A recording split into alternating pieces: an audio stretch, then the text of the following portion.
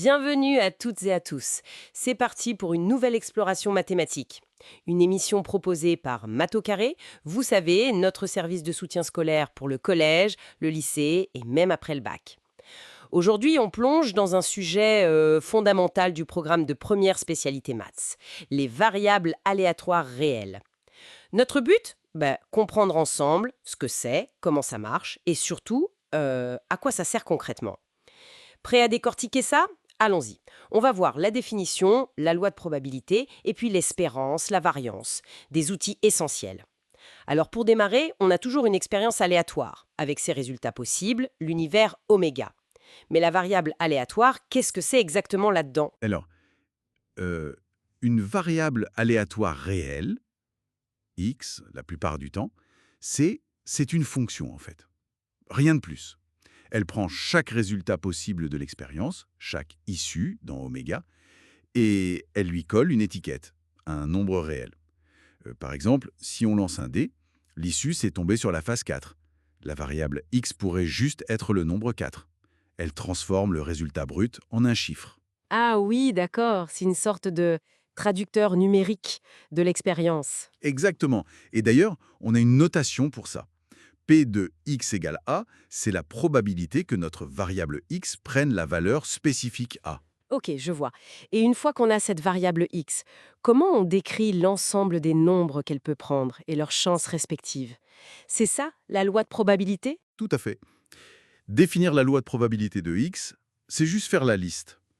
On liste toutes les valeurs possibles que x peut prendre, disons x1, x2 jusqu'à xn. Et pour chacune, on indique sa probabilité. P1, P2, pointillé Pn. Où Pi, c'est justement P de x égale xi. Et on présente souvent ça sous forme de tableau, j'imagine? Oui, c'est très visuel en tableau. Et il y a un point crucial, vraiment. La somme de toutes ces probabilités, P1 plus P2 plus pointillé plus Pn, ça doit absolument faire 1. Logique. Bah oui, ça veut dire qu'on a couvert toutes les possibilités, 100% des cas. D'accord, donc on a notre variable, sa loi qui dit quelle valeur, avec quelle probabilité. Maintenant, comment on résume un peu tout ça? Souvent, on parle d'espérance. Qu'est-ce que ça représente intuitivement? D'espérance, EX, c'est la valeur moyenne qu'on peut espérer obtenir si on répétait l'expérience des milliers de fois. La moyenne des résultats obtenus se rapprocherait de EX. C'est un peu le centre de gravité de la distribution. On la calcule en faisant la somme pondérée, chaque valeur xi multipliée par sa probabilité pi. Donc EX égale P1x1 plus P2x2 plus PNxn. C'est la moyenne pondérée, en fait. C'est exactement ça. Dans un jeu d'argent, par exemple, si x est le gain, EX, c'est le gain moyen par partie sur le long terme. Et si EX égale 0, le jeu est dit équitable. Précisément. Ni avantageux pour le joueur, ni pour l'organisateur en moyenne. Très clair. Mais connaître la moyenne, ça ne dit pas tout, n'est-ce pas? Parfois, les résultats peuvent être très concentrés autour de cette moyenne, ou au contraire très dispersés. Comment on mesure cette dispersion? Ah, excellente remarque. C'est là qu'interviennent la variance et l'écart type. La variance, V de x, elle mesure justement ça, la dispersion moyenne des valeurs autour de l'espérance. On la calcule en faisant la moyenne des carrés des écarts à l'espérance. Donc V de x égale P1 x1 moins E de x au carré plus P2 x2 moins E de x au carré plus etc. Le carré des écarts, d'accord. Oui. Et ça pose un petit souci d'unité. Si x est en mètres, la variance est en mètres carrés. Pas super intuitif. Ah oui, exact. C'est pourquoi on utilise très souvent l'écart type, noté sigma, sigma de x. C'est juste la racine carrée de la variance. Et l'avantage? L'avantage énorme, c'est qu'il est dans la même unité que x. Si x est en euros, sigma de x est en euros. Ça donne une mesure directe de l'écart typique par rapport à la moyenne E de x. Donc, plus l'écart type est grand, Plus les valeurs sont étalées, plus il y a de risques ou d'incertitudes autour de la moyenne, en quelque sorte. ok, espérance de x pour le centre, sigma de x pour l'étalement. Compris. Maintenant, une autre question.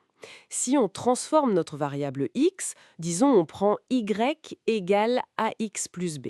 On multiplie par a, on ajoute b. Qu'arrive-t-il à l'espérance et à l'écart type de y?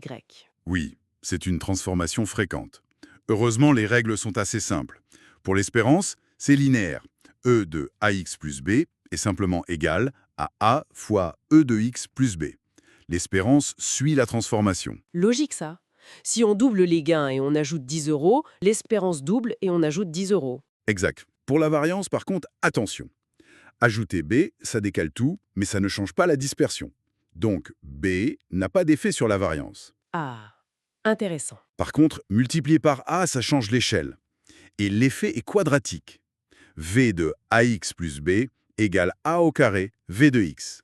Il faut bien mettre le A au carré. D'accord. A au carré fois l'ancienne variance. Et du coup, pour l'écart type, qui est la racine carrée, Logiquement, sigma de AX plus B égale racine de A carré V de X. Et la racine de A carré, c'est la valeur absolue de A. Donc, sigma de AX plus B égale A sigma de X. la valeur absolue, important, car l'écart type est toujours positif. Toujours positif ou nul, oui. Ça mesure une dispersion. Parfait. Ces propriétés sont très utiles. Donc, si on résume, variable aléatoire x, c'est un nombre associé à une issue. La loi de Proba dit qui et combien de chances. E de x donne la moyenne attendue, sigma de x mesure la dispersion, et on sait gérer la transformation ax plus b. C'est une bonne synthèse, oui. Et peut-être une dernière petite piste de réflexion pour ceux qui nous écoutent. Dans quelles situations concrètes, que ce soit en finance, en assurance, même dans des choix personnels, est-ce qu'il n'est pas parfois plus important de connaître la dispersion, l'écart type, que la moyenne elle-même? Intéressant. La question du risque versus le rendement moyen, en quelque sorte. Voilà, exactement. La dispersion, c'est souvent là que se cache le risque. De quoi réfléchir, effectivement. Merci beaucoup pour cet éclairage et merci à toutes et à tous de nous avoir suivis. C'était une présentation de Math au carré. N'hésitez pas à explorer nos autres ressources sur le programme de première spécialité.